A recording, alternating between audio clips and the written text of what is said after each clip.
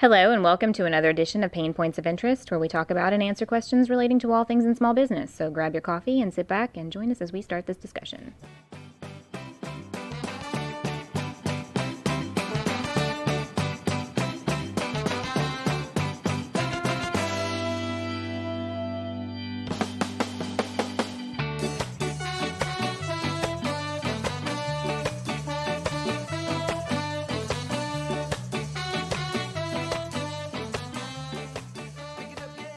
Hey guys, I am your host, Sarah Harbuck, and with me is Ray Coleman. Good morning.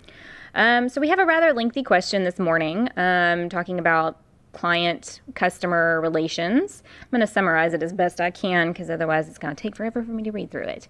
Basically, we have a business that does window washing and pressure washing, and they had a client request service on specific days, and everything got cleared.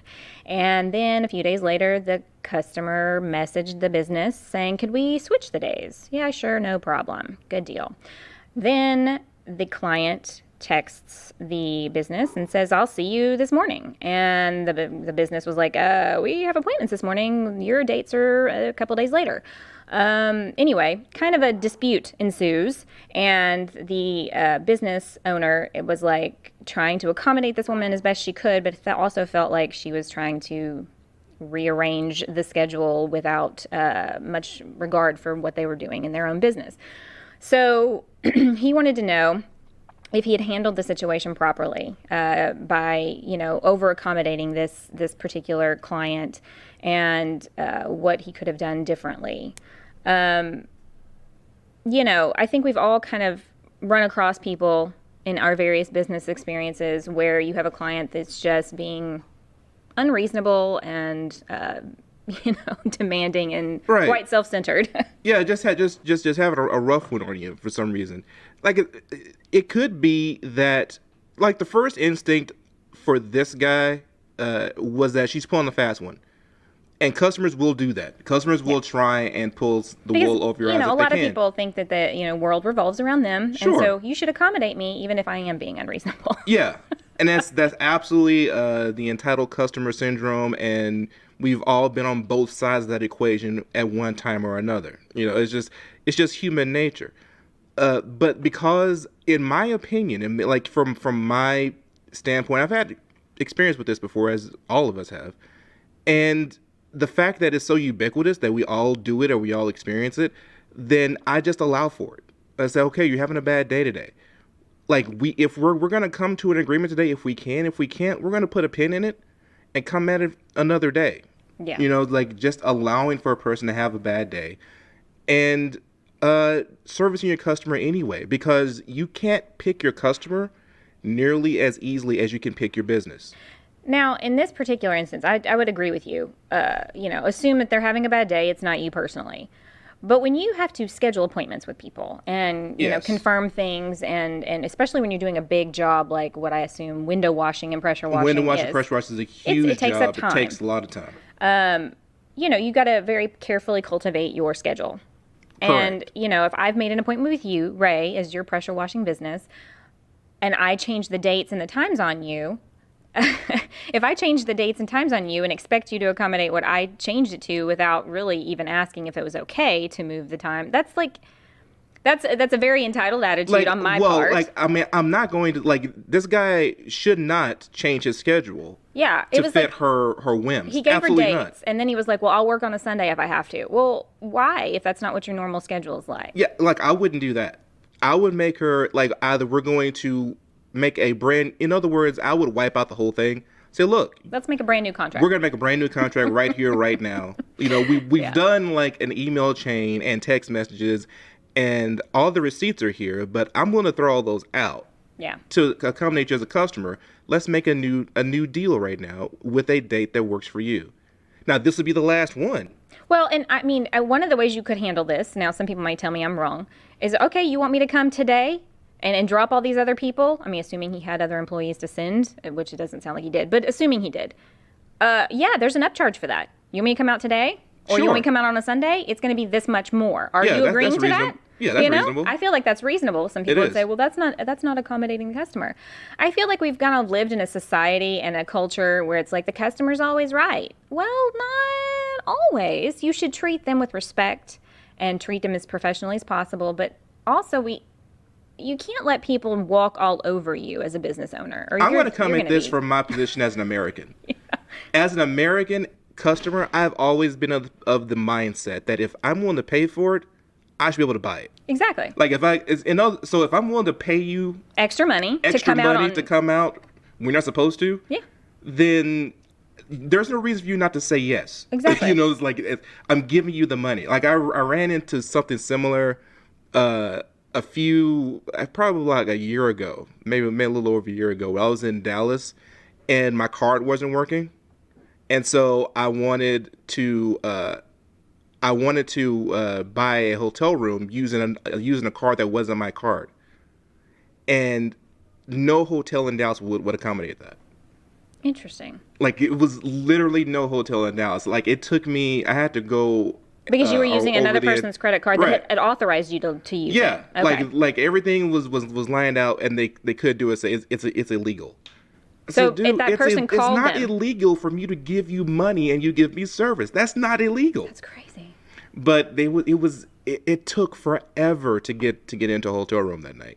And I didn't understand. I said, "Look, we'll buy a whole floor of hotel rooms if that's what it takes." You don't get it.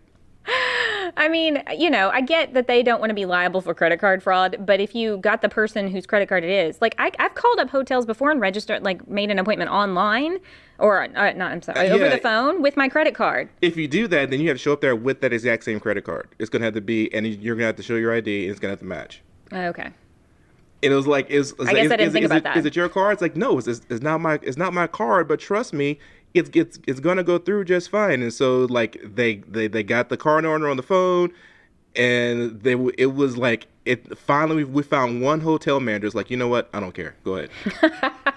Go ahead and do it. I mean, that, and see, for you, that stuck in your mind. Hey, this person said, It did okay, I'm stuck going to in take my a chance on you. Well, it's and the so only- the customer service ended that. It was great. Yeah. I won't stay at a different hotel in Dallas. Yeah. I will only go to that particular hotel because when I needed service, they gave me service. Yeah. Yeah. Like that's the reason why I say, look, go ahead, and if you can, service your client even when they're being difficult. In fact, especially when they're being difficult. Right. Like the best time to break out your gold medal, gold star, A+, 100% going the extra mile service is when that customer is being a dick. Yeah. When that customer is really, really out of pocket, if you break out the best service that you actually have, I can guarantee you that will win for you in the long run. Yeah, because usually those people are the biggest loudmouths. They want to tell you how terrible the service Exactly. was. And so if you just bend over backwards to be nice and sweet and, polite, even when they're being kind of a horse's rear end, Right. you're going to, eventually, it's going to do you a better service in the long run for sure.